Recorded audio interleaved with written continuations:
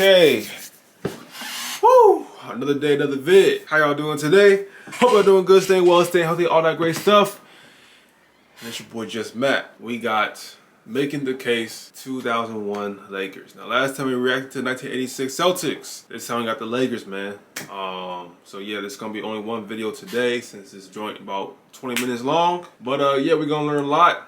2001 Lakers. It was a whole lot of ups and downs with the Lakers, with Kobe and Shaq. You know, Kobe, Phil Jackson, like just everyone. But got a championship out of it. You feel what I'm saying? And they did their thing, and they played basketball. They was hooping. You feel what I'm saying? So obviously there's a whole lot of button heads, but they got what they need to get done. So if you're new, make sure you just drop a like and show love. Yeah, that's about it for me. Make sure you get your snacks, popcorn, drinks. This is cool down, Matt. You know what I'm saying? Yesterday and the day before you had a lot of energy. You know what I'm saying? This is kind of like chill mode. Like we in chill mode. You know what I'm saying? So go ahead, sit back, relax. Shout out Clayton Crawley. Again, hope I didn't butcher your name. Original video be in the description. And then yeah, without further ado, let's get straight into the video, man. 3, 2, 1. Let's get it, bro. 2001 Los Angeles Lakers. Let's get it. Let's get it. Here's what you need to know right away. The Lakers went 56-26 in the regular season and 15-1 in the playoffs. They were captained by Shaquille O'Neal and Kobe Bryant, rounded out their roster with several fantastic two-way players, and were coached by Phil Jackson. Yep. Uh-oh. Did you hear that? I'm in trouble, because that was the sound of a very big red flag going up. 56-26? That's the record of a pretty good team. Not the record of a team in contention for the greatest team of all time. Yeah. Over the last 40 years, excluding lockout seasons, only 3 other champions won fewer regular season games. We're like 2 minutes into the video, and I already have my work cut out for me. What the hell happened, and how on earth is this team even in this conversation? What the hell happened? The short answer is a lack of identity, poor defensive discipline, complacency, injuries, and the most famous power struggle between 2 teammates in league history. Yup. How are they in this conversation?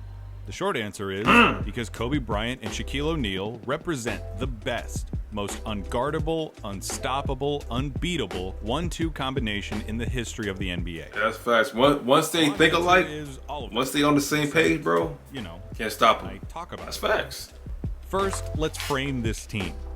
This Lakers team was smack dab in the middle of what would end up being 3 consecutive championship seasons, a feat no other franchise has been able to accomplish since.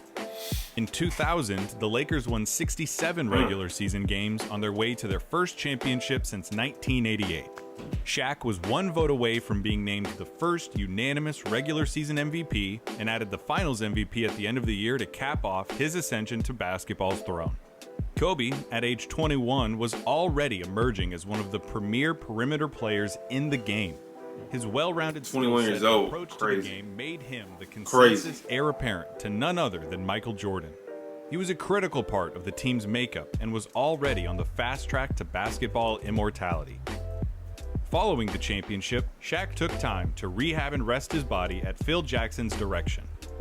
And in what should come as no surprise to anyone in hindsight, Kobe conversely spent countless hours in the gym honing his skills, determined to fulfill his own goals of hoops supremacy.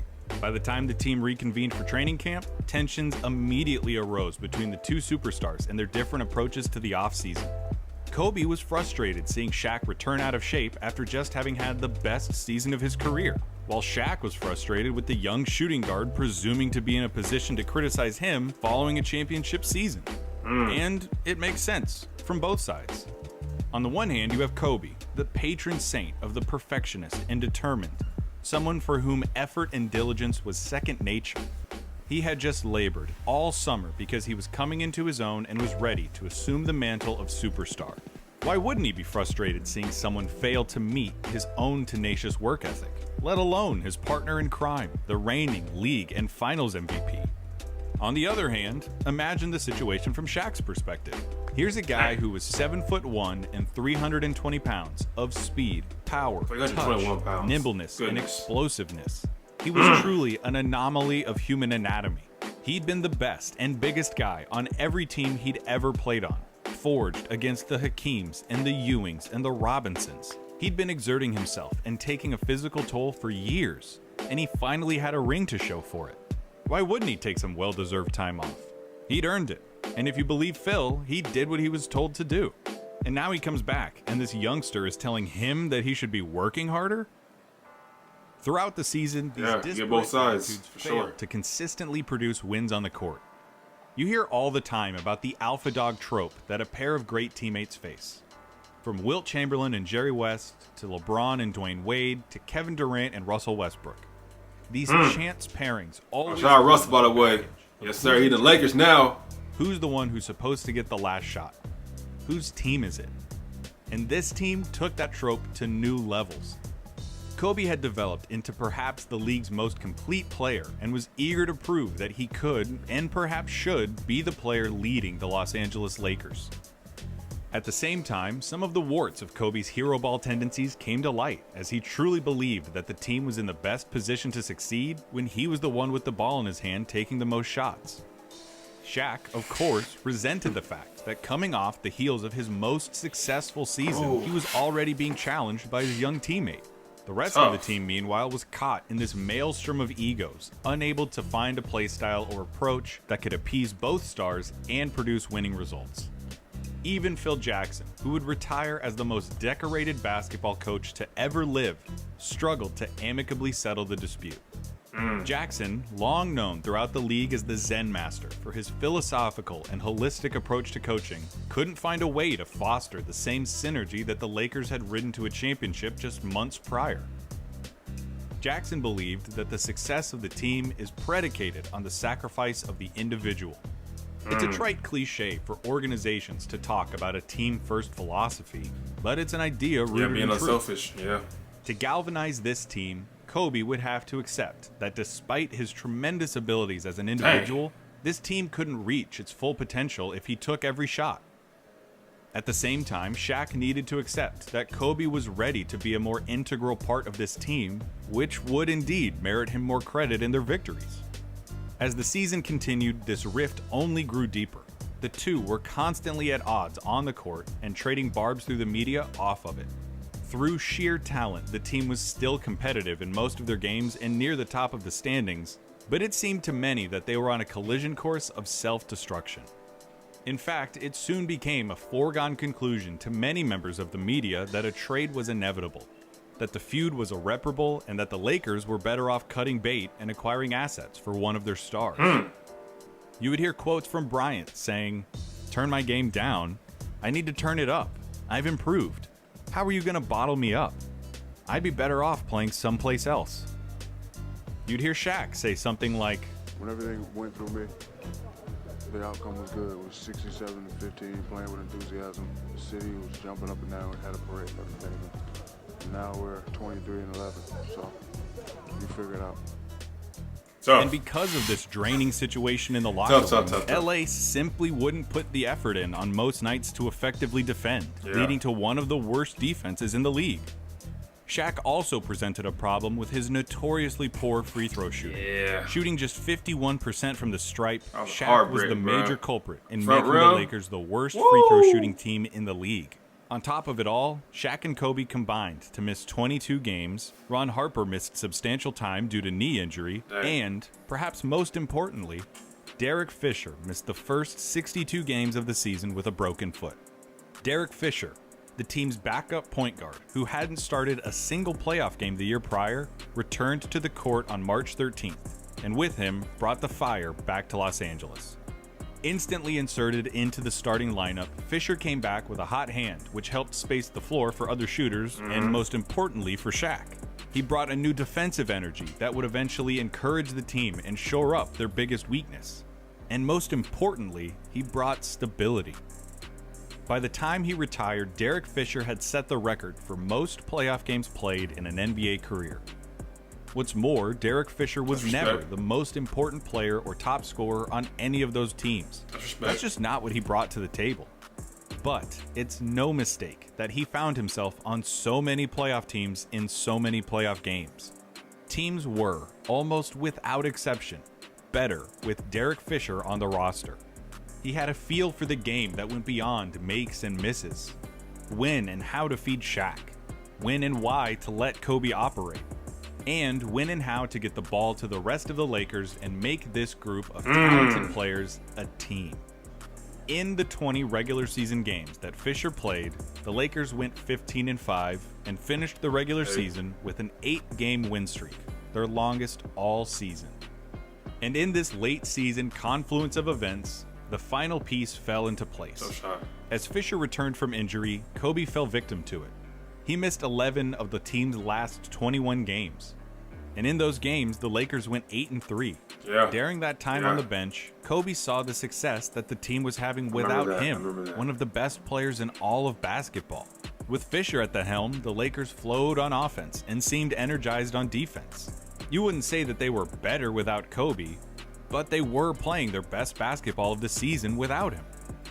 If I had to guess, I would venture to say that at some point, maybe not overtly, maybe not all at once, but at some point, Kobe and Shaq decided to meet each other halfway.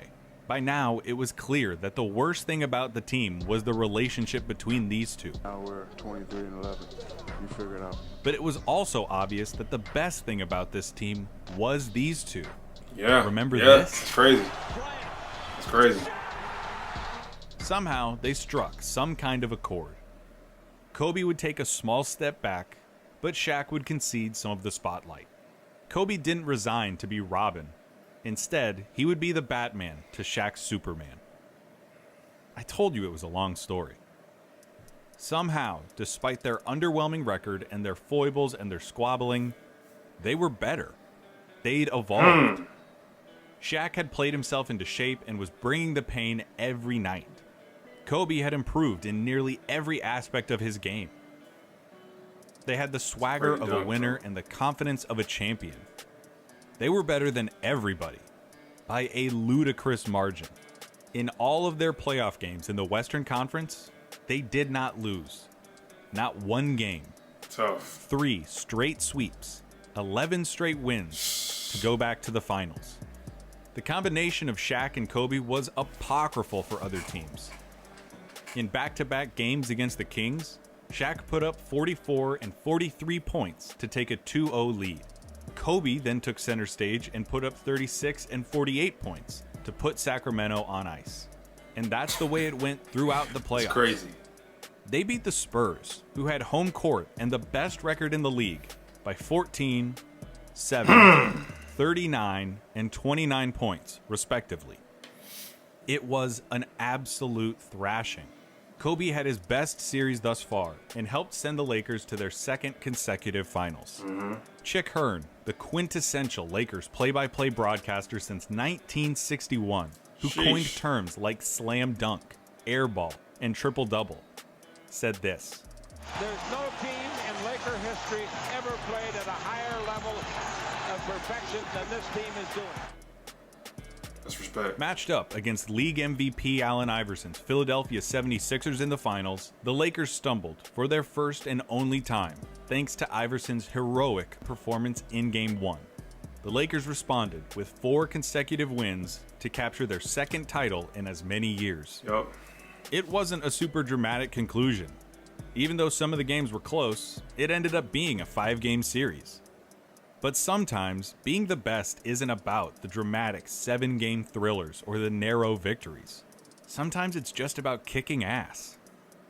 And the Lakers kicked some ass. That's true. They went 15-1 through the playoffs, as close to a clean sweep as any team has ever gotten. They faced stiff competition, becoming just the second team in history to defeat 4 straight 50-win teams. And they posted the highest net rating of any postseason team ever. How? Because they had Kobe Bryant and Shaquille O'Neal playing together at the same time on the same team. I don't feel like I've talked enough about what it meant to have 2001 Shaq. With a 7'7" wingspan, he was the most physically dominant player to ever step onto a basketball court outside of a Wilt Chamberlain. For sure. The guy literally changed the way they make NBA baskets.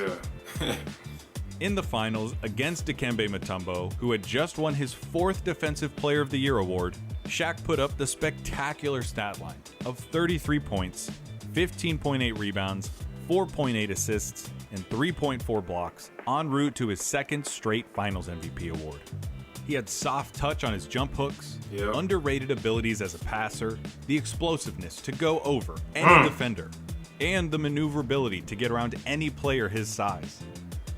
Defensively, he wasn't Bill Russell or Hakeem Olajuwon, but he was good enough to be a 2nd-team All-Defensive selection and loomed as one of basketball's most intimidating forces in the paint. He was the linchpin to this Lakers dynasty. Since its inception in 1969, 2 players have won 3 consecutive Finals MVP awards. One is Michael Jordan. The other is Shaquille O'Neal. Tough. Few players in this game's history have come close to matching the level of peak Shaquille O'Neal. Think you can stop him? Well, then have fun guarding Kobe Bryant. You know, the closest thing to Michael Jordan that there's ever been. In 2001, Kobe hadn't yet extended his range effectively beyond the three-point arc, but he was still one of the best shot makers in the business. You got 2 relentless body animals. control, You got the guard. ability to shower you with an array of That's tiring, bro. damn near anywhere, a ceaseless motor on both ends of the court, and world-class athleticism. It's tough. He was scintillating in the playoffs and averaged 29, 7, and 6, leading the Lakers in postseason passing. So, can you stop Shaq? Can you stop Kobe? Can you stop them both? Probably not. But even if you can, you now have to contend with a fantasy roster full of two-way beasts. Yeah. You've got Derek Fisher, a double-digit scorer, offensive maestro, and defensive pest. Rick Fox, who also averaged in the double digits, shot 39% from 3 in the regular season, and who was capable of locking down top scorers like Peja Stojakovic. Plus, top-shelf playoff veterans like Ron Harper, Horace Grant, Brian Shaw, and the X factor of every team he's ever been on, Robert Horry. With those players, could the Lakers have played today? With a couple of tweaks, absolutely. Yeah, sure. If the three-point shot rules the day, they can keep up. In the playoffs, the Lakers shot the exact If the same Sixers can make the percentage from playoffs, threes that I know the Lakers. 2017 Warriors. The way Ben Simmons been playing, On defense, absolutely. And enough star power to compete with any team that's come since. I mean, man, wouldn't you love to see a team try to play small ball against Shaq? I mean, it's really that simple. You can't stop Shaq, and even if you could, how many other teams in history can tote out another first ballot, first teamer, all-timer, two-way dynamo in their athletic prime as the side Hey, They're the best 1-2 punch to ever play on the same team at the same time. I agree. So, I agree. let's say you focus all your attention and energy, neutralizing the two of them. Can you stop all of those role players? And do you think you can do it all while out coaching Phil Jackson? Pick your poison. It doesn't matter what you decide. You're not making it out of there alive. They weren't the best start-to-finish team ever. If that's your thing, your 1972 Dolphins jersey is in the mail. But when they were at their best, when it came time to win, with stakes on the table, Unstoppable. you could not beat this team. They're unstoppable, bro. They were too good at too many things, from top to bottom. All people that can stop them Won more themselves. championships together. Real talk.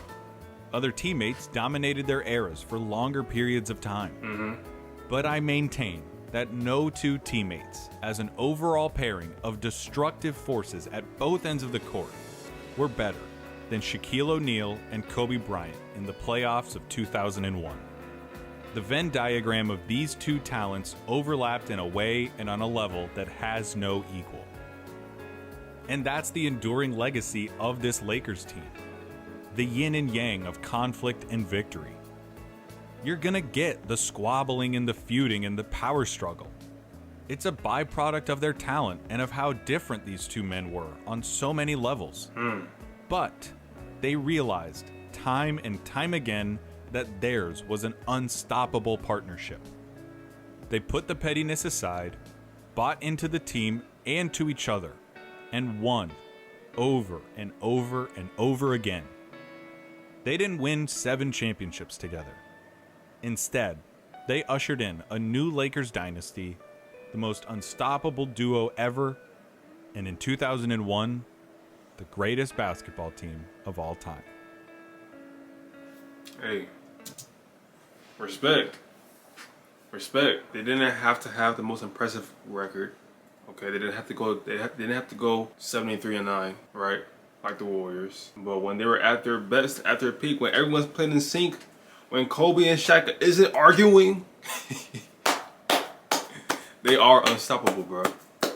And everyone's have a smile on their face. You can't stop them. You can't stop them because everyone's on the same page. It's especially Kobe and Shaq. But yeah, man, that's gonna do it for a video, man. Hope y'all enjoyed. Make sure y'all like, comment, subscribe if you're new. Send us a beat. And that's gonna do it for today, man. Hope y'all stay well, stay healthy, stay blessed. Thank us very much, man. Peace. I'm out. Woo!